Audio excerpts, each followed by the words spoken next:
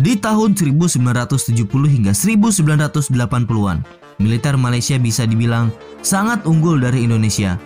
Bahkan dari beberapa segi alutsista, ini masih berlaku hingga tahun 2004, sebelum Presiden Susilo Bambang Yudhoyono membuat program Minimum Essential Force atau MEF. Di tahun-tahun tersebut, Malaysia sudah berhasil mengungguli Indonesia dengan mendatangkan pesawat MiG-29 Fulcrum, kemudian F-18D Hornet, dan Sukhoi Su-30 MKM dari Rusia. Indonesia sendiri baru mulai mendatangkan armada F-16 di tahun 1980, dan armada ini pun sempat lumpuh akibat embargo dari Amerika Serikat yang diberlakukan terhadap Indonesia selama 10 tahun, mulai dari tahun 1996 hingga 2006. Di sela embargo, pemerintah Indonesia mendatangkan Sukhoi Su-30 Mk1 dan Sukhoi Su-27 dari Rusia secara bertahap mulai tahun 2004 hingga tahun 2014. Nah, untuk memperpanjang umur struktural pesawat, baik Indonesia maupun Malaysia sama-sama meremajakan jet tempurnya agar bisa digunakan selama setengah abad. Seperti yang diberitakan baru-baru ini oleh laman militermeter.com, Malaysia berencana akan menggunakan Su-30 dan F-18 hingga 20 tahun ke depan.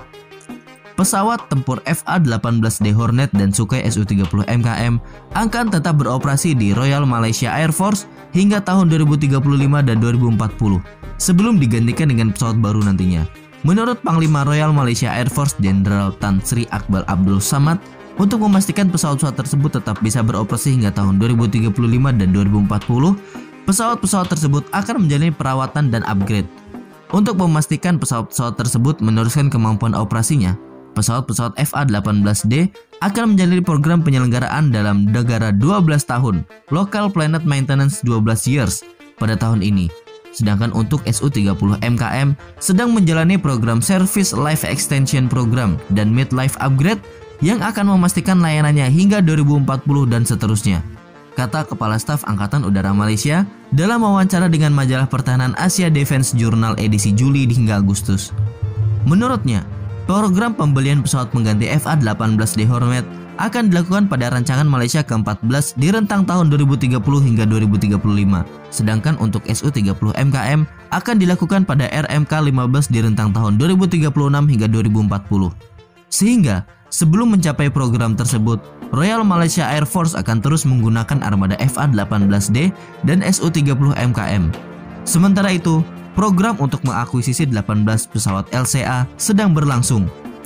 Dalam wawancara dengan majalah tersebut, Akbar juga ditanyai mengenai FA-18C di bekas Angkatan Udara Kuwait yang sudah dipensiunkan.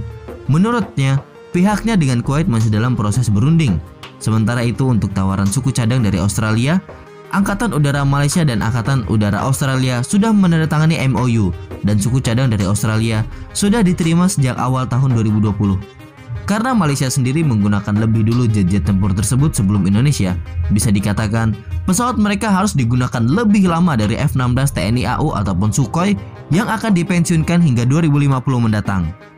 Nah, bagaimana menurut kalian mengenai berita ini? Cukup sekian dulu video kali ini. Silahkan sampaikan pendapat kalian di kolom komentar. Terima kasih.